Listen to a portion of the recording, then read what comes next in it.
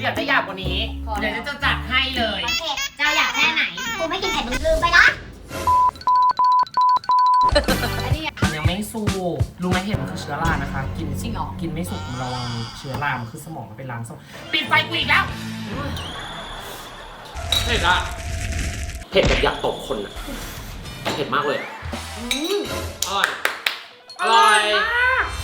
มาเข้าสู่ขั้นตอนการต้มนะฮะอันดับแรกเลยนะเราต้องเวลาเราซื้อผักกาดดองมาจากตลาดเนี่ยเราต้องทำการชิมผักกาดดองก่อนเพราะว่าผัก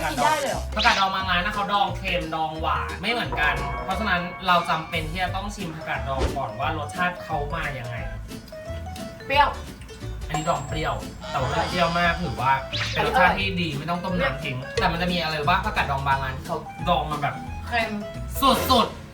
อันนั้นอ่ะต้องต้ม1 น้ำแล้วก็บีบน้ำมันออกหน่อยเพื่อแบบกันรสชาติมันเพี้ยนเราจะลง3 เกลือเป็นขั้นตอนแรกนะคะ first ใช่ตำ3 เกลือมันได้ประมาณนี้นะคะแล้วก็ลงไปเลยว้าวตอนแรกน้ำมันจะขุ่นๆหน่อยไม่ต้องไม่ตกใจนะแล้วก็วีจะเพิ่มกระเทียมหรอกระเทียมคลุกไปอีกประมาณ4 เม็ดก็เห็นใส่ไปทำไมอ่ะแต่จริตฟิลแบบเป็นสูตรบ้านฉันแต่จริงไม่ใช่จะรอน้ำเดือดสิ่งแรกที่จะสะอาดให้ทายพี่แนนให้ทายดีกว่าหมูสับค่ะถือว่าถูกนี่ไงหยิบนี้แข็งมากรอก่อนแป๊บนึงให้มันเดือดแบบให้น้ำมันส่งกลิ่นไอส่งกลิ่นหอมเครื่องเทศหอมมากตอนนี้อร่อยแล้วอ่ะใส่มันก้อนเลยคุณแม่เห็นไหมล่ะน้ำยังมีน้อยๆอยู่ในครัวมันก็มีหกมีอะไรได้เนี่ยแล้วหมูสับแนะนำว่าหมูสับเนี่ยเอาออกมาจากช่องฟรีก่อนนะคะไม่ว่าจะเป็นแบบนี้คือต้องบอกก่อนว่าหมูสับของเราอะจะไม่ปรุงรสนะคะเราจะเป็นหมูสับแบบนี้เพราะว่าให้มันมากลมกล่อมเอารสชาติจากน้ำแกงเราก็จะใส่หมูสับบะช่อนะคะเท่านี้เราก็จะบอกว่าเครื่องปรุงอะง่ายมากปรุงไม่กี่อย่างอร่อยเลย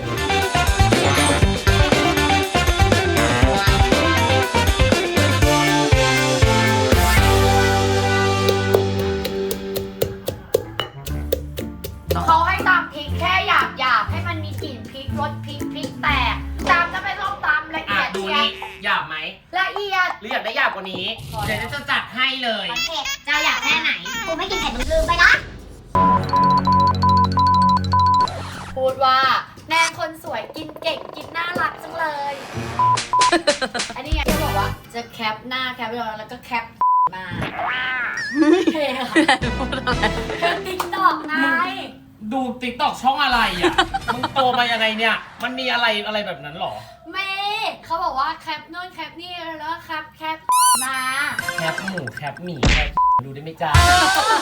อ้าวดูด้วยกันหลังจากหมูเราทำการนี้เสร็จแล้วปุ๊บแล้วก็ใส่ผักกาดดองเข้าไปก่อนได้เลยเพราะว่าเห็ดสุกง่ายโอ้ยเดี๋ยวน้ำผักกาดดองออกมันก็มือสิน้ำผักกาดดองอะไรเราจะใช้น้ำมันด้วยนั่นแหละไม่เป็นไรเราจะเอารสมันไงไม่งั้นจะเรียกต้มผักกาดดองเหรอเปรี้ยวเกินหรือเปล่าเจ๊ไม่เปรี้ยวเกินหรอกอันนี้แหละมันคือน้ำดองมานัวๆเนี่ยแหละใส่ลงไปนิดนึงได้ไม่ต้องกลัวมันน่ากินแล้วอ่ะเราไม่ต้องมีซอยอะไรเลยหรอต้นต้องหอมไม่ใส่เหม็นไม่ชอบกินต้นหอมไม่ต้องใส่แต่ถ้าใครอยากใส่ผักชีต้นหอมใส่ได้นะแต่ว่าพี่ไม่ใส่ยัง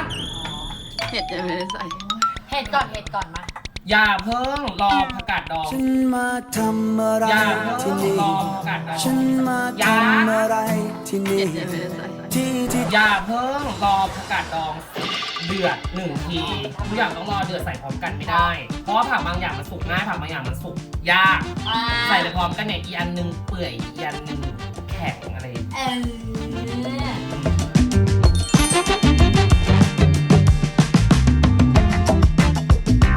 คนทีนึงใส่เห็ดคนแบบให้มันแบบแอบแต่จริตเฉยๆอะพอใส่เห็ดใส่มันน่ากินใส่หมดไปเลยน่ากินหลายเหมือนไม่มีน้ำเดี๋ยวรอดูเดี๋ยวน้ำผักกาดดองมันออกมาอีกน่ากินหลายอุ้ยเจ๊ร้อนเดี๋ยวเห็ดมันก็อีแนนปิดไฟกูอีกแล้วกูเพิ่มเปิดอีกแล้วร้อนอะเอาทำกับข้าวมันก็ต้องร้อนนะคะคุณลูกมันร้อนมือค่ะคุณแม่เด็กจะทำรายการทำอาหารร้อนมือทำข้าวร้อนตัวเหม็นทำกับข้าวใครบอกว่าสนุกสนานคือสนุกสนานเนี่ยมันคือหน้ากล้องนะคะหลังกล้องนี่ล้างฉ่ำร้อนฉ่ำนะคะฝากกดไลค์กดแชร์กันหน่อยนะจ๊ะฝากเมนต์ด้วยนะคะระหว่างต้มหวานโตปรุงเสร็จแล้วเดี๋ยวเราจะทำสุกี้ยากิใช่แต่ว่าเนี้ยเราจะปรุง เราจะปรุงสุดท้ายเลย เรารอเห็ดสุกทุกอย่างเสร็จปุ๊บเราชิมน้ำก่อนเพราะว่าผักกาดดองเราไม่ได้ต้มล้างน้ำเพราะฉะนั้นมันจะมีความเค็มความเปรี้ยวอยู่แล้วเราก็ชิมก่อน1 ทีแล้วเราค่อยปรุง เนี่ยเดือดแล้วเนี่ยชิมได้ มันยังไม่สุกรู้ไหมเห็ดมันคือเชื้อรานะคะ กิน จริงเหรอ กินไม่สุกระวังเชื้อรามันคือสมองมันไปล้างสมองปิดไฟกูอีกแล้ว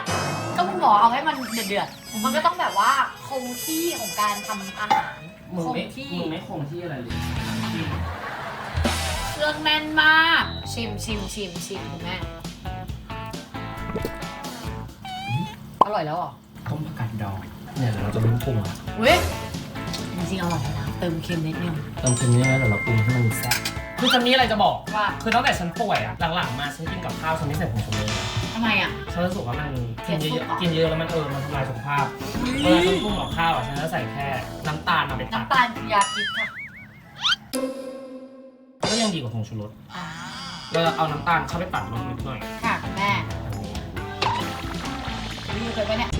เยอะไปไหมเนี่ย ไม่เยอะหรอกตัวมาแล้ว ตัวมาแล้วอีกจะเห็นเค็มมัวๆซั ตัว ว ให้มันดูมีสาระไง ๆนี่นะป่ะ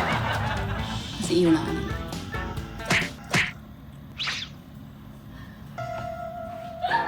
ถ้าเค็มก็โทษมากันปรุงเสร็จแล้วเราชิมรสก่อน ชิม ก่อนเราใส่เป็นอะไรอย่าง พริกยังไม่ใส่เลยคุณแม่พริกป่นเอาไหนพริกป่น ใส่เลย พอ ป่นลงไปถูกต้อง ให้หมด เวลาเราปรุงเราปิดไฟเลยนะ ทำไมอ่ะ เพราะว่าเราไม่ต้องการให้มันเดือดแล้ว เราต้องการแค่ปรุงรสอย่างเดียวเราไม่ได้ต้องการให้มันสุกนี่ใส่พริกป่นแล้วก็ใส่พริกสดไป เจ๊พริกเยอะก่อนเจ๊นี่พริกเยอะไปละ เออแซ่บ วินี่ต้มแซ่บแล้วเจ๊นี่ไม่ใช่ต้มอากาศดองแล้ว ๆเอา เจ๊ เราเป็นต้มผักกาดดองแซ่บไง หยิบพริกขึ้นมาเลย มึงใส่พริกป่นเยอะเกินอะ อ้าวก็มึงตวงมาแล้ว กูไม่ได้ตวง อ้าว ทีมงานเตรียมมาให้เขาให้มาตักเอง กูรู้ว่ามึงตวงแล้วกูก็เลยโซะลงไปหมดไหน ทีมงานเตรียมมาให้ตักเอง อีแนนใส่หมดทุกอย่าง จริง ว่าจะต้องมีในส่วนของแบบเค็มเพิ่มเค็มเพิ่มเลยเหรอ ๆจะได้หอมเค็มๆหน่อยเผ็ดมากเลย เผ็ดพริกป่นมันไม่ได้เผ็ดพริกสดด้วย วันนี้เนาะเอาอยู่ พอแล้ว มันเค็มแล้วจริงๆมึงช้อนพริกป่นออกให้หมดเลยนั่นแหละช้อนออกให้หมดเลย โอ้ยทำไม่ได้หรอก คือใส่หมดทำไมอ่ะ แต่เผ็ดมากเลยอะมันแซ่บอีหลีมากเลยะ แต่อร่อย ชิมก่อนอีกรอบหนึ่ง แซ่บมากเลยอ่ะ เปรี้ยวหน่อยเปรี้ยวเข้าแสบคอ เปรี้ยวอะไรยังไม่ได้ใส่มะนาว บอกว่าเปรี้ยวเข้าหน่อย เออ แสบคอ ต้มผักกาดดองอันนี้เสร็จแล้วนะคะเดี๋ยวเหลือใส่มะนาวในถ้วยนะคะ เราจะปรุงนอกหม้อเพราะว่าเดี๋ยวปรุงไปแล้วมันแก้ยาก นี่เจ๊ก็มาทำหม้อนิดนึงเปิดเตาแล้วค่ะเปิดเตาแล้วค่ะ เมนูเนี้ย2 วิเสร็จ ฮะ จริง ง่ายขนาดนั้นเลย ๆง่ายมากก็วัตถุดิบมีแค่3 อย่าง โอเค 4 อย่างรวมน้ำเปล่าอันดับแรกเราใส่น้ำลงไปก่อน ค่ะคุณแม่เยอะไหมคะ ประมาณหนึ่งรอน้ำร้อนๆนิดนึง น้ำเดือดเหรอคุณแม่ นิดนึงให้มันแบบปุ๊ด นี่เดือดแล้วคุณแม่ ใส่เลย โซ โข ะ ก โต๊ะ เราผัดวุ้นเส้นไปประมาณแป๊บหนึ่งก่อนให้วุ้นเส้นมันเริ่มใสจะสีขาวให้มันใส แต่จริงๆถ้าแช่วุ้นเส้นก่อนได้ปะ แช่ได้ แต่ก็ต้องต้มอยู่ดี แล้วเราก็ใส่น้ำจิ้มซุกี้ลงไปก่อน ให้มันนัวๆหน่อย เพื่อคลุกเส้นน้ำจิ้มซุกี้อร่อยนะนี่น้ำจิ้มซุกี้เข้าได้นะคะ เขาได้หมดทุกอย่างค่ะ ห้องครัวใหม่ก็ได้ค่ะ อุ้ยดูน่าอิสมาก แค่เส้นอะเส้นกับน้ำจิ้มสุกี้อะ แล้วก็แหวกตรงกลางนะคะ เราจะใส่ไข่ ฮะ จะเสร็จแล้วเหรอ จะเสร็จแล้วเนี่ยใกล้เสร็จแล้ว ถ้าไข่เยอะค่อยๆใส่นะคะ แต่เราจะไม่ทำการแบบคนเยอะเดี๋ยวมันจะเละไปหมด เราต้องการความเคลือบเส้น อุ้ยน่ากินมากคุณแม่คุณแม่นี่น่ากิน เปิดไฟอ่อนๆนะคะทุกคน เปิดไฟอ่อนๆ ระวังไข่มันจะไหม้ และนี้เป็นคลีนนะเนี่ยเมนูแอบคลีนนะเนี่ย แอบคลีนค่ะ ไม่แอบคลีนเลยแหละ น่าอีสมากคุณแม่ เราจะให้ไข่มันเป็นแบบแผ่นๆอย่างนี้นะ เพราะฉะนั้นเราอย่าไปคนน้องแรงไม่งั้นมันจะเละไปหมด เมนูนี้ต้องกินกับข้าวล่ะอุ้ย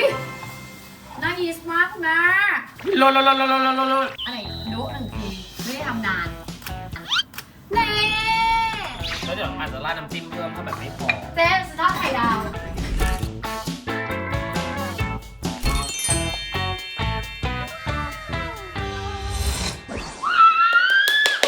เสร็จเรียบร้อยแล้วนะคะ2 เมนูต้มแซ่บให้ไข่ดาวด้วย มันเรียกว่าเมนูไหม ไข่ดาวเยิ้มของน้องแนนทำเองนะคะ 3 3 เมนูนะคะวันนี้ต้มแซ่บผักกาดดองหมูสับแล้วก็คุกกี้วุ้นเส้นผัดไข่นะคะแล้วก็มี ไข่ดาวเยิ้มไข่ดาวเยิ้ม ใช่ไข่ดาวเยิ้มค่ะมาชิมกันเลยดีกว่า เริ่มจากต้มแซ่บก่อนเพราะอยากชิมมาก คนหน่อยเจ๊ใส่มะนาวไปก็คนหน่อยเจ๊ใส่มะนาวไปแล้วบอกใส่มะนาวต้องใส่มะนาวไปไม่ได้คน แต่มันน่าอีส ดู มาก ความ เลย เปื่อยของผักกาดดองดิ โอ้โห ร้อนๆเลยเจ๊ร้อนๆเลยร้อนหน้ามีข้าวสวยเนาะก็ว่าเนาะ คือที่บ้านไม่ได้หุงข้าววันเนี้ยแปลกมากเลยอะปกติหุงทุกวันยกเว้นวันเนี้ย งงเหมือนกัน อ่ะน้องวิชิม1 คอู้ ำเป็นไง อร่อยต้มแซ่บผักกาดดองหมูสับก็อร่อยเนาะไม่เคยเชื่อว่าไม่เคยทำใส่หมูสับเลยนะเว้ยไม่เคยทำใส่หมูสับเลยเห็นไหมล่ะบอกแล้วต้มผักกาดดองอะทำมั่วมันก็อร่อย อุ้ยอร่อยมากใส่พริกเยอะไปนิดนึงจริงด้วย เผ็ดพริกป่นคือย้ำทำคลิปแล้วว่าเผ็ดพริกป่น อุ้ยแต่อร่อยมากอะอุ้ยถ้ามีข้าวสวยนะ แต่ถ้าใครไม่ชอบกินเผ็ดมากไม่ต้องใส่พริกป่นได้นะใส่พริกต่ำได้ อืม อร่อย อร่อยมาก กินได้ผักกาดดองอร่อยไหม แต่มันคือคีย์หลักไง นี่เนาะ ไข่ดาว สวยเนาะ ลงตัวมากคุณแม่ เผ็ดแบบอยากตบคนอะเผ็ดแบบอยากตบคนอะเผ็ดมากเลย ลงตัวแล้วคุณก็เลยโซะลงไปหมดเลย ทีมงานเตรียมมาให้ตักเองอีแนนใส่หมดทุกอย่างบกถ้ากินแบบนั่งกินร้อนๆกลางตลาดนะใครพูดอะไรไม่เข้าหูตบได้เลยอะร้อนอะ เผ็ดจริงเผ็ดจริงว่าใครไม่ได้ แต่ผักกาดดองอร่อย แต่เราอร่อยจริง แบบหมายถึงเนื้อผักกาดดองอร่อยมาก อร่อยมาก อร่อยแวะไปที่คุกกี้ผัดไข่ ได้ เจชิมเลยคุกกี้ผัดไข่อุ้ยเหมือนสปาเกตตี้นะ นี่ซุกกี้เนี่ย ถ้าใครอยากใส่แบบโปรตีนเข้าไปเพิ่มนอกเหนือจากไข่ก็ใส่ได้นะ แบบเนื้อหมูเนื้อไก่อะไรว่าไป คืออร่อยแบบอร่อยมากคือมันสุกี้แบบสุกี้อ่ะมันไม่ต้องมีอย่างอื่นแต่มันก็แบบสุกี้อ่ะถ้าจะผิวปะ อร่อยว่ะง่ายมากเลยอร่อยว่ะ ขอบคุณคลิปต้นฉบับนะคะ ที่ให้ทำตามได้นะคะ นี่แปะเครดิตให้นะคะหืม ไข่นัวๆเนาะ อร่อยมากแม่ อร่อย หืม เผ็ดอะอร่อย มากคือต้องบอกก่อนว่าใครที่แบบอยากหาเมนูแบบเปรี้ยวเผ็ดแซ่บลงตัว แต่เบื่อการกินต้มยำต้มโค้งแล้วอะต้มผักกาดดองเนี่ยคือคำตอบคือมันจะไม่เหมือนต้มบวยต้มเปรี้ยวต้มอะไรตามร้านข้าวต้มนะอันนี้มันอร่อยแบบ อืม บอกเลยว่ากินคู่ไข่ดาวอร่อย โอ้อร่อยจริง มันจะมี texture ของไข่ดาวอยู่แล้วมันทำให้แบบเมนูเนี้ยมันอร่อยขึ้น ถือว่าเป็นคอมบิเนชันที่ดีมาก เพราะว่าถ้าทานเป็นเห็ดฟางจะอร่อย แต่แล้วแต่ตามใจใครชอบเผ็ดอะไรก็ใส่ได้ อันนี้เราใส่เผ็ดนางรมหลวงไทยปะ แล้วมันจริงคือเห็ดอะไร มันคือเห็ดนางรมหลวงนั่นแหละภาษาไทยคือเห็ดนางรมหลวง นางลม หลวง หลวง เอาเป็นว่ารอบเนี้ยบอกเลยนะว่าทำตาม TikTok รอบเนี้ยคืออร่อยมาก มี10ให้10ทำง่าย อร่อย ถูกต้องตามกฎทุกอย่างใครอยากทำก็ไปทำได้เลย คอมเมนต์มาบอกหน่อยว่าชอบไม่ชอบยังไง อร่อยไม่อร่อยทำตามแล้วเลิศไม่เลิศยังไงนะคะ แล้วก็ใครที่มีคลิป TikTok แบบทำอาหารเมนูแปลกๆ เมนูแบบว่า create อะไรอย่างเงี้ย แบบแล้วอยากส่งให้พวกเราลองทำว่ามันอร่อยจริงไหมก็ส่งเข้ามาได้ พร้อมจะท สำหรับ3เมนูนี้ถือว่าผ่านนะคะ อร่อยมาก ำเลยดูคลิปนี้ตอนกี่โมงคอมเมนต์มาบอกกันนะคะ หิวกันเลยสิ บาย